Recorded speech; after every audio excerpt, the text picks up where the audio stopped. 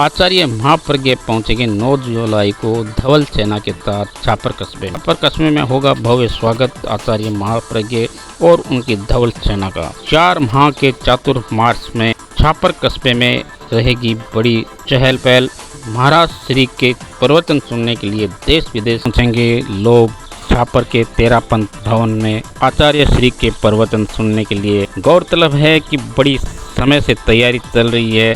छापर कस्बे की बड़ी बड़ी पुरानी हवेलियों के रंग रोशन शानदार कलाकारी करने के लिए दूर दूर से छापरवासी पहुंच चुके हैं अपने गांव। इस संबंध में छापर नगर पालिका अध्यक्ष सहित तेरापंथ समाज और तेरापंथ समिति सहित अनुवर्त समिति के सभी पहुंचे हैं कार्यकर्ता तैयारी को जायजा लेने की। पंडाल बनाए गए हैं। इस संबंध में नरेंद्र नाहटा मीडिया प्रभारी प्रचार प्रसार ने बताया। नमस्ते, मैं नरेंद्र नाहटा चातुर्मास व्यवस्था समिति छापर में मैं प्रचार प्रसार का संयोजक हूं।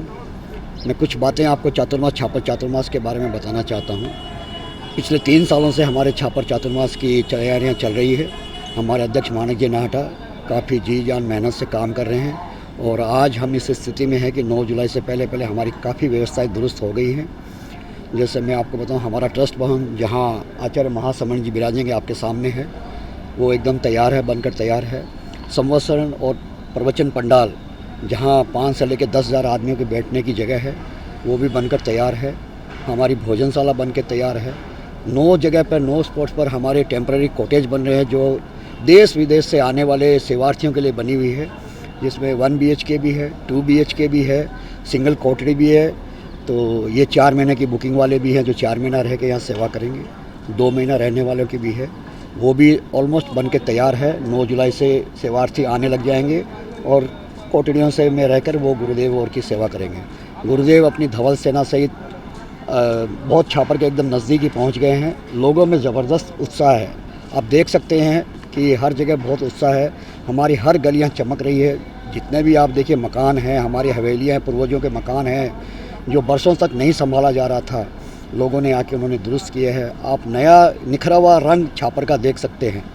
तो ये सब गुरु की कृपा है, हमारे गुरुदेव की कृपा है कि उनके आगमन से छापर में एक नई रौनक आई है, नई जागृति आई है, समाज में एक चेतना आई है, भाईचारा बढ़ा है, लोग आपस में मिल रहे हैं। बरसों तक भाई जो नहीं मिल पा रहे थे आज इस मौके पे मिल पा रहे हैं। तो मैं आपको छापर चातुर्मास के आप जिस जगह पे खड़े हैं, सारी ऑलमोस्ट सभी व्यवस्थाएं इसी परिसर में है। सब 100, 200, 300 मीटर में है।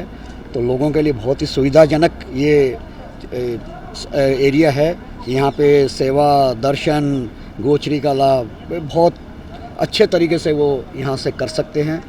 और हमारे प्रशासन से भी काफ़ी सहायता मिल रही है। प्रशासन भी खूब सहायता कर रहा है। बिजली हो, पानी हो, सब की सारी व्यवस्थाएं हमारी दुरुस्त हो गई हैं। और आने वाले दिनों में आप देखिएगा, मैं आपको और भी करता हूँ कि आप आने वाले में देखिएगा, छापर का चातुर्मास ऐतिहासिक होगा, देखने लायक होगा, नज़ारा लायक होगा। देश विदेश से हर लोग आ रहे हैं, लोगों का आना शुरू हो गया, क्रम आना शुरू हो गया है। तो इतना ही है।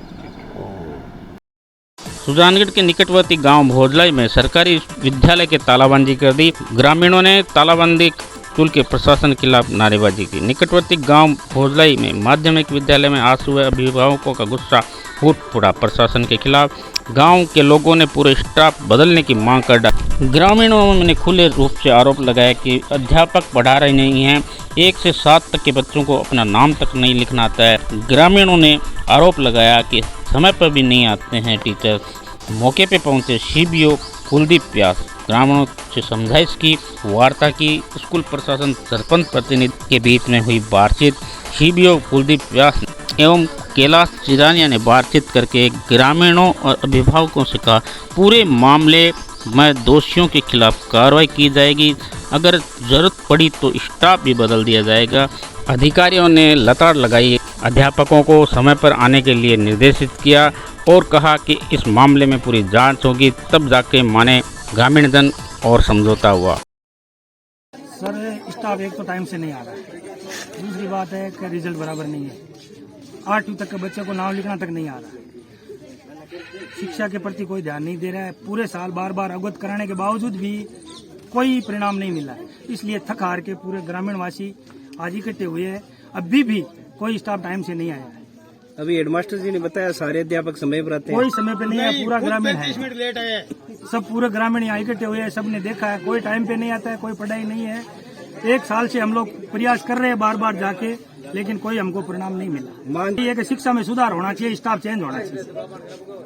हमारे गांव में बार बार इन मास्टरों को हमने कह दिया कि आप यहाँ बच्चों को सही पढ़ा दो, तो आते हैं तो सीधा बोलते हैं कि तुम्हारा बच्चा पढ़ता है कि ये पढ़ता है कि हमारे गांव के बच्चे 2 किलोमीटर दूर दूसरे गांव में जाके पहली क्लास में सरकारी स्कूल में एडमिशन ले रहे, तो ये कितनी बड़ी बात है।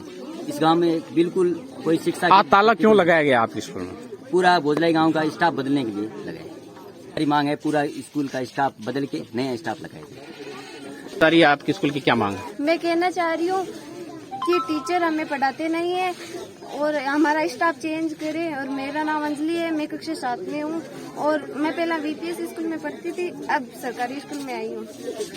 हमारा स्टाफ चेंज किया जाए। गाँव भोजड़ाई है माको, और माँ का बच्चा की पढ़ाई नहीं है, मास्टर एक जगह सब बाहर बैठ जाए, बच्चा ने पढ़ा नहीं है, कोई चप्पल गमगी तो गमगी, जूती गमगी तो गमगी, कॉपी गमगी तो गमगी, कोई की ऑर्डर नहीं है।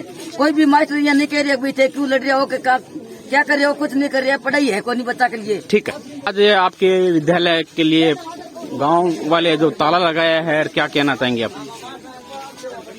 ये स्कूल में जो व्यवस्था है वो इनको पसंद नहीं है, अभी हमने हमारी तरफ से पूरी व्यवस्था कर रखी है। अब ये जाने क्यों लगा रखी है, हमें इस बात का पता नहीं है। आपकी स्कूल के अध्यापकों पर पढ़ाई नहीं कराने का भी आरोप है, साथ ही रिजल्ट एक आदमी कहने से नहीं होता, गलत है। सारे हमारे अध्यापक आते हैं, पूरी मेहनत कर रहे हैं, जितने बच्चे आते हैं उनको पढ़ाते हैं, बच्चे नहीं आते उसकी हमारी जिम्मेदारी है। बच्चे कम आते हैं, वो 2 नहीं आ रहे, वो ठीक है, पढ़ने में भी होशियार है और अपना काम करते हैं।